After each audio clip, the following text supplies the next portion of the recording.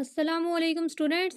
Before going to our educational topic, please subscribe my channel Muntazir Mehdi Science TV on YouTube. Press the like button and share this lecture to your friends and classmates who have no access to it to add in their science education. And those students that are preparing privately can benefit from our channel very effectively. Let's come back to our topic, that is oligosaccharides.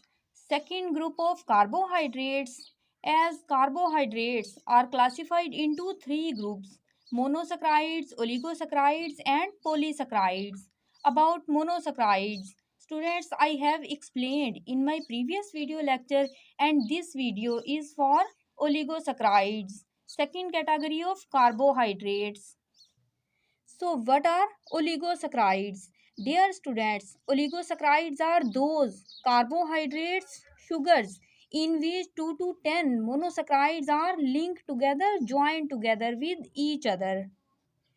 Suppose when two monosaccharides, 3, 4, 5, and similarly so on till to 10 monosaccharides joined together are called oligosaccharides. Like when two monosaccharides are combined, then this new formed compound will be an oligosaccharide. Likewise, students, when three monosaccharides, 4, 5, and similarly so on till to 10 monosaccharides are linked with each other, then these will form a new compound, a new carbohydrate, which will be named as an oligosaccharide. Students, there are some further groups of oligosaccharides also. When two monosaccharides join, then it will be a disaccharide. When three join, it will be a trisaccharide. Four tetrasaccharide, five pentasaccharide, and so on till to 10 monosaccharides join together. But students, most important oligosaccharides are disaccharides, whose of mean is when two monosaccharides are joined. Its examples include sucrose, maltose, and lactose. Dear students, in sucrose, one molecule of glucose joins with a fructose molecule. So, sucrose, that is an oligosaccharide and disaccharide, is synthesized by the combination of a glucose ring with a fructose ring. This sucrose sugar, students, it is also named as table sugar. Likewise, a maltose, that is also an oligosaccharide and a disaccharide, is formed by the joining of glucose, meaning two glucose molecules. It gives beer seeds a sweet taste. It is also utilized by the beer brewers who ferment barley into alcohol. Similarly, in lactose, disaccharides, a glucose molecule joins with another monosaccharide, galactose, which lead to the formation of lactose sugar, that is commonly called as milk sugar present in milk. Students, these are three main examples of oligosaccharides, but oligosaccharides also show some characteristics.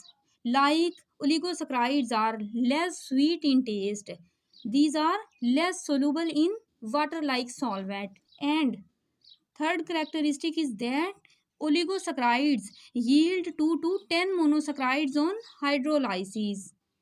So students, oligosaccharides undergo hydrolysis process because 2 to 10 monosaccharides units are joined in oligosaccharides case. So students, next in this video lecture we will discuss that by which linkage an oligosaccharide joins 2 to 10 monosaccharides. But before this, that we discuss the linkage, first we see the actual mechanism of ring formation, that by which manner we will form a ring for a disaccharide as well as for an oligosaccharide. As we have already discussed that in solution form, monosaccharides form rings. How? Let's see. Dear students, in monosaccharides, carbohydrates, an open structure is converted into a ring structure. As in open structure, carbon-carbon bonds are joined in a linear form in a straight form, whereas in ring structure, first carbon is attached with third, fourth, fifth carbon and so on. Let's suppose it is a molecular formula of glucose, that is C6H12O6. Students, if we write this molecular formula into open structure, then write 6 carbons in a linear chain. This first carbon has aldehyde functional group C double bond OH. After that, every carbon possesses a hydroxyl group and a hydrogen, but the last carbon has one more hydrogen here. Next, we shall see that how can we form a ring. Dear students, for the formation of a ring, same number of atoms like carbon, hydrogen and oxygens are utilized as present in open structure, because additional atoms are not added but only open structure atoms are written. So, if we want to form a ring of glucose, that is a six cornered ring, then by starting from first carbon, from here, first carbon, second carbon, third carbon, fourth, fifth, and sixth carbon is present outside of the ring. Students, as here this first carbon has C double bond OH, so same is written here C double bond OH. Next, four carbons have hydrogens and hydroxyl groups, but six carbon has two hydrogens and one hydroxyl group. So except functional group carbon, every carbon has one hydroxyl groups and one hydrogens. But last carbon has two hydrogens. But if I hide the hydrogens and hydroxyl groups of these three carbons of second, third and fourth carbon, because students these only complicate the ring and are not involved in any change.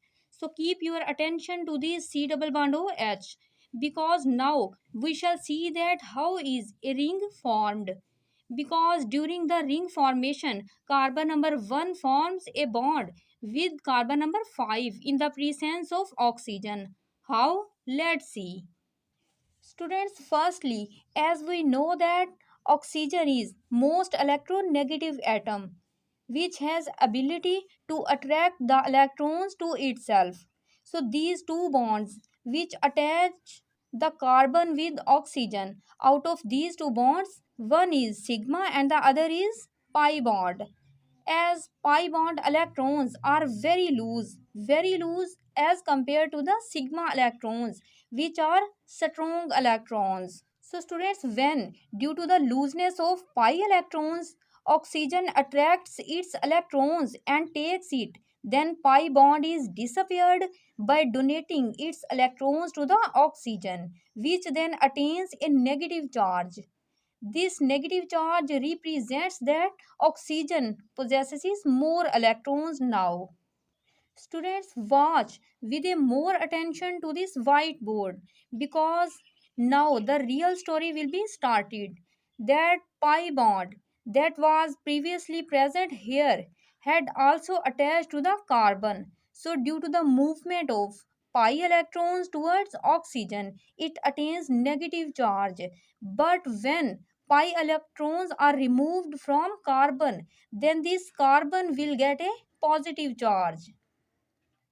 Forwardly, see here, in the hydroxyl group of this carbon number 5, the oxygen of this hydroxyl group re-adopt the previous behavior, that this oxygen takes the electrons from the hydrogen and remove aside it. So oxygen move the hydrogen in the form of H ion. As hydrogen donates its electrons to the oxygen, so it is converted into H ion. But students, but by accepting the electrons, the oxygen gets a negative charge. Dear students, this oxygen had got the negative charge by accepting the electrons from this carbon. But this oxygen has taken the electrons from this hydrogen. So oxidation reduction reactions happen here. But oxidation reduction reactions had also happened here. As a result of these redox reactions, positive and negative charges are present here and positive and negative charges are also present there. So now we join the positive negative charges of carbon number 1 with the positive and negative charges of carbon number 5. How? Let's see. This hydrogen will come towards this oxygen and will combine to it. Now this oxygen will donate its additional electrons to this hydrogen. Both of positive and negative signs will cancel each other and it will attain the hydroxyl group form.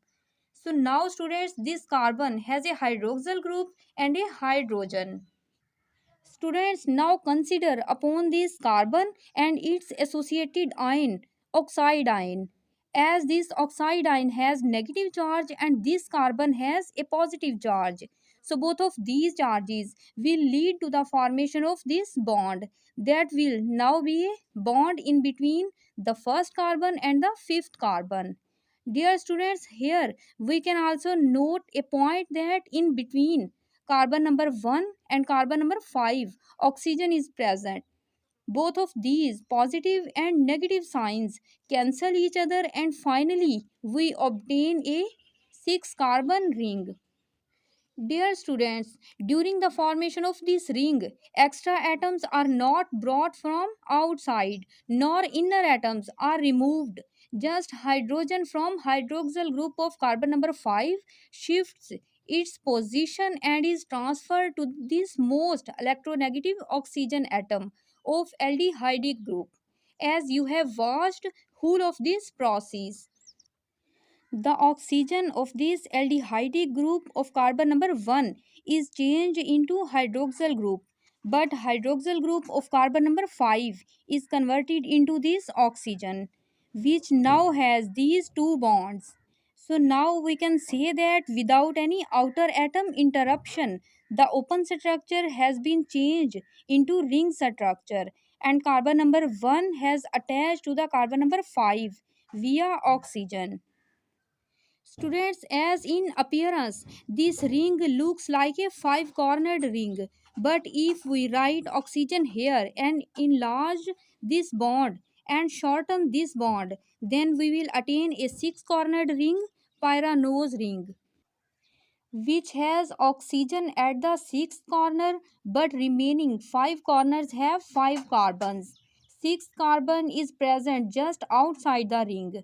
Students, I hope now you have cleared your concept about ring formation that now we will use in our oligosaccharide structures.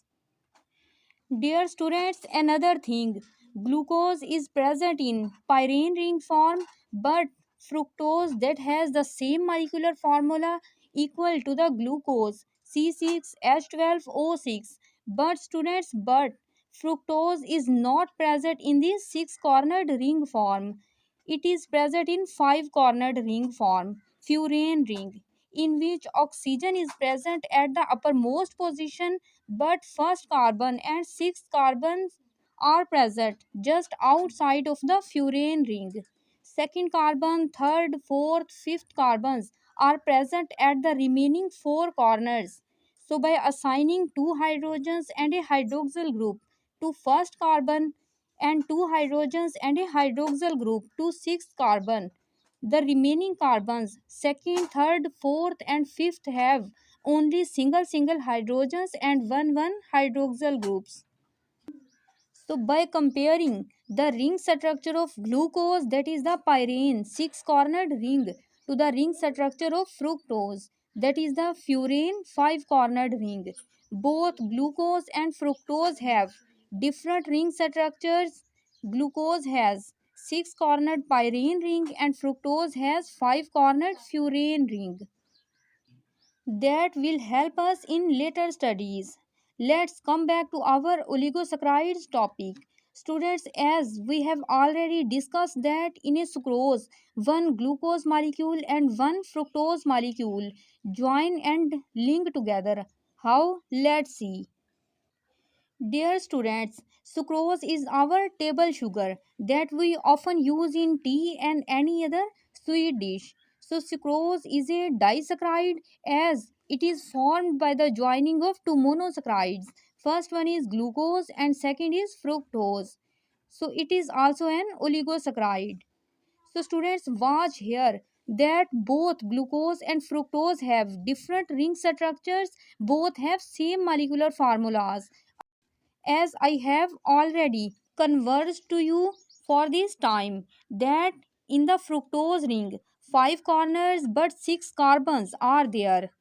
First carbon and sixth carbons are outside of the ring, but second, third carbon, fourth, and fifth carbons are inside the ring at these corners. So we can also say that four carbons, second, third, fourth, and fifth, will form the fructose ring.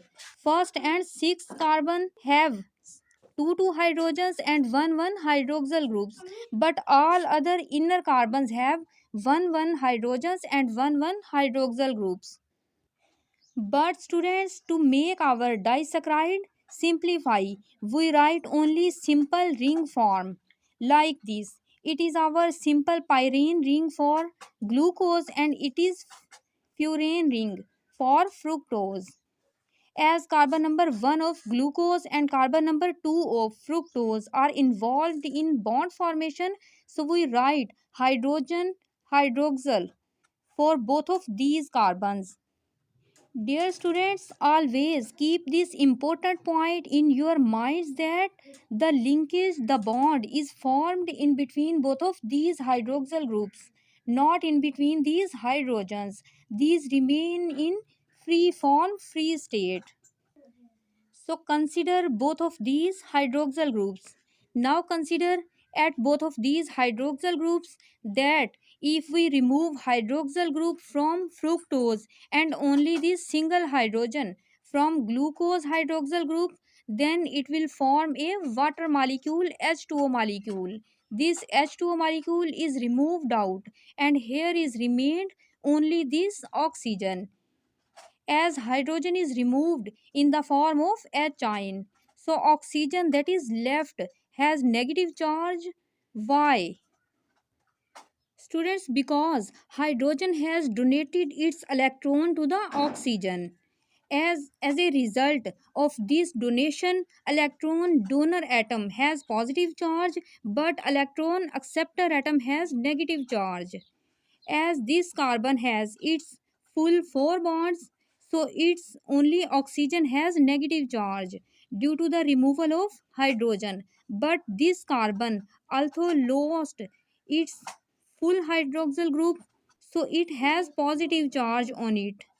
So due to the presence of positive charge here and a negative charge here, a bond is formed in between the two sugars, that is called glycosidic bond, glycosidic linkage. Students, as the bond is formed in between the carbon number 1 of glucose and the carbon number 2 of fructose, so it is named as 1,2 glycosidic linkage. So this is our disaccharide of oligosaccharide whose of name is sucrose. Students, next we see another disaccharide, maltose. It is one glucose ring, it is second glucose ring. Both of these glucose rings have 6 carbons and one oxygens in the ring. Students, in this case, we shall not write hydrogens and hydroxyl groups except first carbon of first glucose and fourth carbon of second glucose because first carbon of glucose number 1 and fourth carbon of glucose number 2 are involved in glycosidic bond formation. So first, second, third, fourth, fifth and sixth carbons of glucose number 1 and first, second, third, fourth, fifth and sixth carbons of glucose number 2 are here. Now consider this carbon number 1 of first glucose and carbon number 4 of second glucose. Both of these will be used in bond formation as here is no need for any other carbon or any other hydrogen or hydroxyl groups. So fix your attention here only.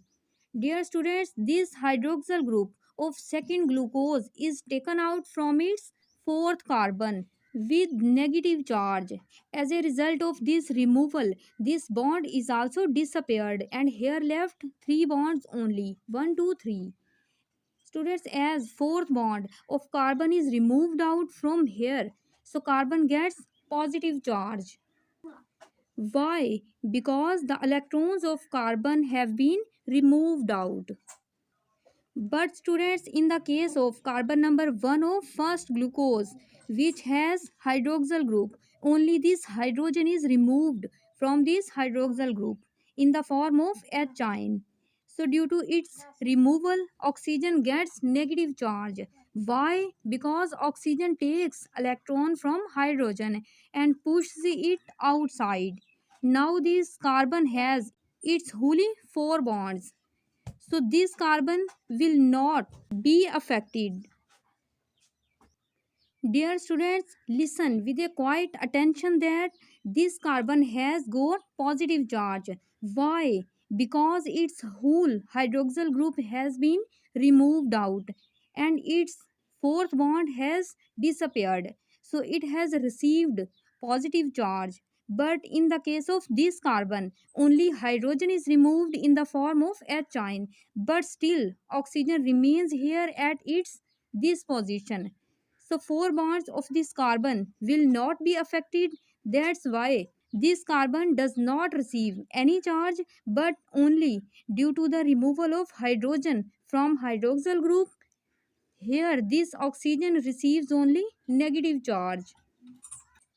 Students, next this hydroxyl group with negative charge that has removed from here and this H ion that has removed from this oxygen combine with each other to form H2O water. As you know that when H ion joins with hydroxyl ion, then these combine to produce water molecule. So by the release of this water molecule, it is a type of condensation reaction during which by the release of H2O, two sugar units join with each other to form a disaccharide and an oligosaccharide. Now let's see how will both of these glucose sugar units join. As this first glucose unit has negative charge at the oxygen and second unit has positive charge at the carbon. Both of these positive and negative charges attract with each other and form a bond whose of name is glycosidic bond, and we will call it as alpha 1 for glycosidic bond. Students, why we call it as? Answer is that the carbon number 1 of 1 glucose and carbon number 4th of second glucose take part in glycosidic bond formation. So it is called as alpha 1 for glycosidic bond. The reason of calling it alpha is that when hydroxyl group of first carbon in the case of glucose is at the lower position, lower side, then such a sugar is called alpha sugar. In this case also, hydroxyl group is at the lower place, so this bond will name as alpha 1 for glycosidic bond. So now it has become our maltose, a disaccharide as well as an oligosaccharide. Dear students, next we try to understand that what are the reducing sugars. Students, reducing sugars are those sugars which have free electrons. These sugars can donate that available free electrons to another sugars so that those another sugars can be reduced. Students, almost all the monosaccharides have the capability to reduce other sugars, meaning that a monosaccharide can donate electrons to other sugar to reduce it. Why does a monosaccharide possess this ability? Students, as we know that every carbohydrate has a functional group, aldehydic or ketonic. In an aldehydic carbohydrate, carbon number 1 has functional group and this carbon number 1 performs the reducing job, whereas in ketonic sugars carbon number 2 performs the reducing job. Let's see, if we consider maltose, whether maltose is reducing or not. Students, look at these glucose sugars. As carbon number 1 of first glucose has made a bond with second glucose, so it is not free and not available to make a bond. But this carbon number 1 of second glucose, this one also is still free and also available to form a bond with any other glucose sugar possessing hydrogen and hydroxyl. So now it is still ready to reduce any compound. That's why in the case of maltose, if carbon number 1 of first glucose is engaged in bond formation is busy, then this carbon number 1 of second glucose is still ready, available to participate in any other bond formation. So it can react with a sugar or any other compound by reducing it. That's why we say that maltose is a reducing sugar. Students, next we see sucrose. That is a very special case because sucrose is non-reducing. Why? What is the reason of this? Let's see. As in sucrose, one glucose and one fructose molecules, one aldehydic and one ketonic sugars join. So in glucose, in this aldehydic sugar, carbon number 1 is reducing, whereas in fructose, in ketonic sugar, carbon number 2 is reducing. That's why when bond forms, then this bond forms between the carbon number 1 of glucose and carbon number 2 of fructose. Students, due to this, both of these carbons are involved in bond formation. So the reducing property of the sugar is terminated. But students, if we break this sugar again into its monosaccharide units as in glucose and fructose, then it regains its reducing property. That is an exceptional case. So students, I hope now you have found the answer of this question, that what are the reducing sugars and why are maltose reducing but sucrose non-reducing. That can often come as a short question in the annual exams. Dear students, in my next upcoming video lecture that will also be about disaccharides, you must watch that video to clear your concept about disaccharides furthermore, as disaccharides are the essential part of our this syllabus. At the end, I want to advise you that you must take care of yourself, your parents, elders, and friends that are very sacrificial for you. Lastly, many thanks for watching this your video.